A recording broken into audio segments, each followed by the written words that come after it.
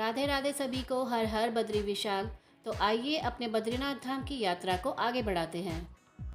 जैसा कि पिछले व्लॉग में मैंने आपको बताया था कि हमने अपना आखिरी स्टॉपेज नंदप्रयाग पर लिया, जहां पर हम GMVN के होटल नंदप्रयाग में रुके, जहां पर आपको 600 से 700 रुपये में अच्छी डोरमेट्री और एक अच्छी फैसिलिटी मिल जाती है। तो आइए प्रकृति का आनंद लेते हुए यात्रा को आगे बढ़ाते हैं।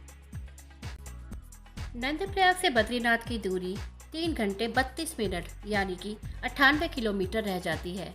ये है हमारा नेशनल हाईवे 7। नंदप्रयाग कर्णप्रयाग से 22 किलोमीटर दूर 914 मीटर की दूरी पर स्थित है। भगवान बद्रीनाथ की शीतकालीन छावनी यानी कि जोशीमठ यहाँ से रह जाता है 33 किलोमीटर की दूरी पर। हजारों फीट गहरी खाई, ऊंचे ऊंचे पहाड़, हरियाली और आकाश में बादलों के बड़े बड़े चित्र देखकर हम पहुंच गए हैं पीपल कोटी। उत्तराखंड देवों की भूमि है। कहते हैं स्वयं देव यहाँ बसते हैं और देवताओं द्वारा ही बद्रीनाथ जी की मूर्ति यहाँ स्थापित की गई थी। और ये आ गई हमारी पहली टनल।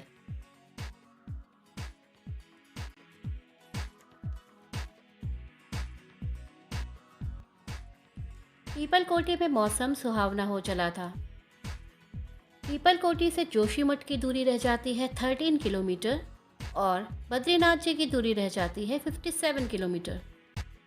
और ये चल रहा है काम NTPC विद्युत कंपनी का। चमोली जिले की धौलीगंगा नदी पर हाइड्रो पावर प्रोजेक्ट बनाने का काम चल रहा है। इसका नाम है Tapovan Vishnugarh hydro power plant. और आगे चलते हुए हमारी आंखों को सुकून मिला बर्फ के पहाड़ देखकर।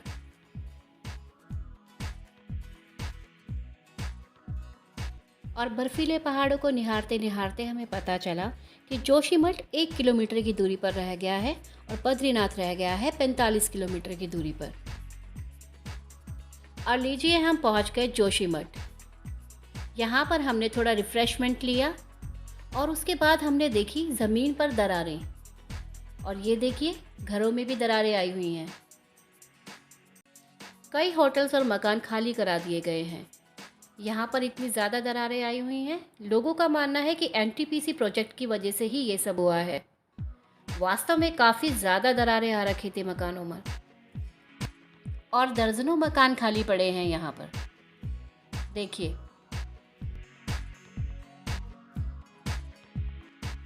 और हम पहुंचने वाले हैं भगवान बद्रीनाथ की शीतकालीन छावनी में, जहां भगवान नरसिंह का मंदिर है। और यहीं से भगवान की डोली पहुंचती है भगवान बद्रीनाथ धाम के गर्भगृह तक। यहाँ पर है शंकराचार्य मठ, जिन्होंने काफ़ी मठों की स्थापना की। और यहाँ से बद्रीनाथ धाम की दूरी रह जाती है 42 किलोमीटर्स। सफ़र काफ़ी लंबा हो चुका था, काफ़ी थकावट हो रही थी। ऐसा लग रहा था बस पहुंच जाएं जैसे तैसे मंदिर। और रास्ते में हमने देखा जयप्रकाश पावर प्लांट।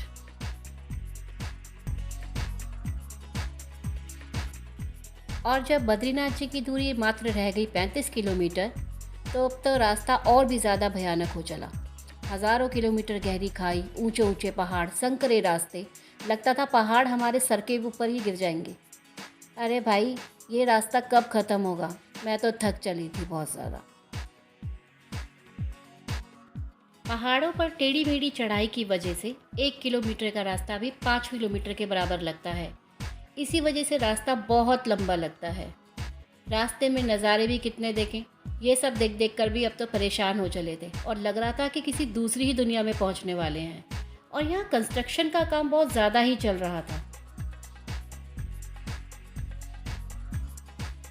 और यहाँ पर बद्रीनाथ हाईवे पे कंस्ट्रक्शन का काम इस वजह से ज़्यादा चल रहा है।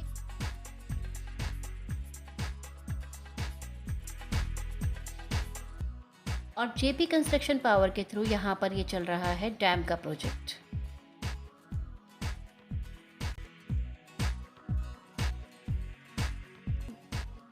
बर्फ के पहाड़ और नज़दीक आते चले गए तो अंदाज़ा लगने लगा कि शायद मंदिर भी पास ही आने वाला है। और देखा बोर्ड पर तो लगा वास्तव में 10 किलोमीटर की दूरी रह गई है, लेकिन रास्ता तो और भी लंबा हो चला था। ये क्या हो रहा है भाई। और हम निकल गए जेसीबी के नीचे से। ये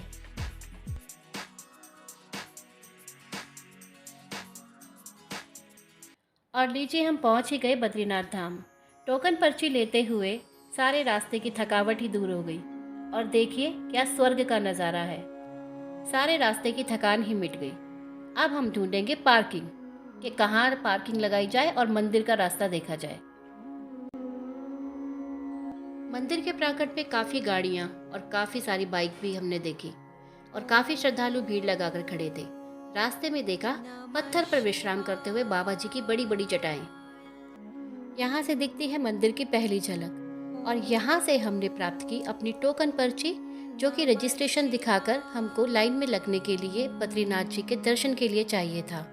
और ये टोकन पर्ची लेकर हम आगे की ओर बढ़ते हैं, जहाँ से दिखती है मंदिर की पूरी झलक। हर हर बद्री विशाल जयकारों से यहाँ पर पूरा प्रांगण गूंज उठा था।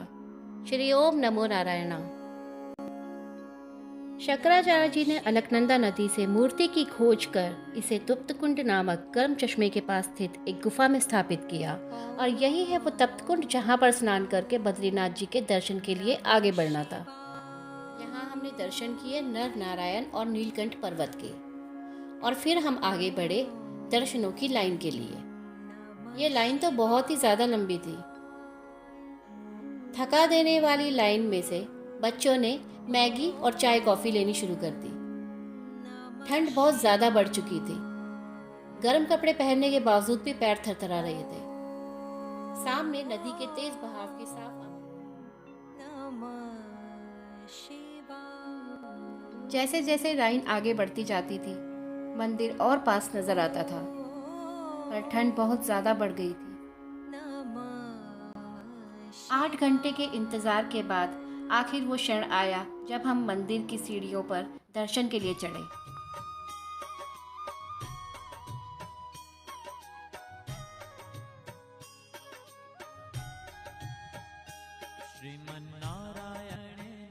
इतनी दूर से सभी श्रद्धालु अपने आराध्य के दर्शन करने ही आते हैं, लेकिन मेरी हाथ जोड़कर उन सभी लोगों से विनती है जो भीड़ में धक्का मुक्की करते हैं। ये बहुत ही गलत बात है।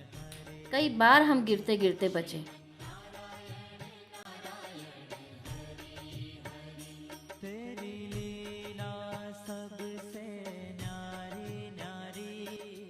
ये मंदिर में आगे बढ़ने का पहला चरण था और यहीं से इतनी ज़्यादा भीड़ शुरू हो गई थी, इतना ज़्यादा रश था, लेकिन कतार कोई नज़र नहीं आ रही थी, क्योंकि आगे जाकर सभी श्रद्धालु सम्मिलित हो गए थे।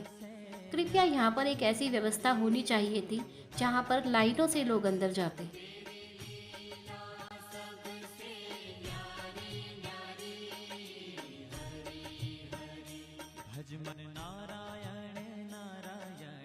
इतना सब कुछ झेलने के बाद भी मैं और बच्चे काफ़ी खुश थे, क्योंकि हम भगवान बद्रीनाथ के दर्शन जो करने जा रहे थे।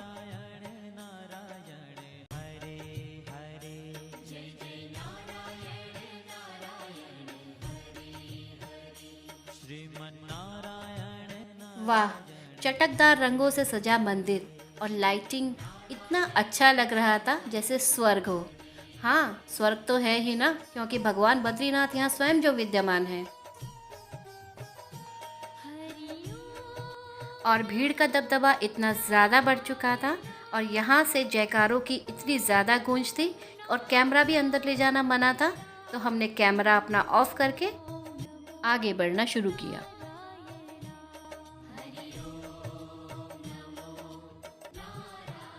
भगवान के खूबसूरत दर्शनों के बाद मंदिर की परिक्रमा कर हम वहीं मंदिर परिसर में काफ़ी देर बैठे, जहाँ पर सभी श्रद्धालुओं ने काफ़ी आनंद लिया। बद्रीनाथ मंदिर में भगवान नारायण की स्वयंभू मूर्ति है और भगवान योग मुद्रा में विराजमान है। हर हर बद्री विशाल, जय बद्रीनाथ धाम।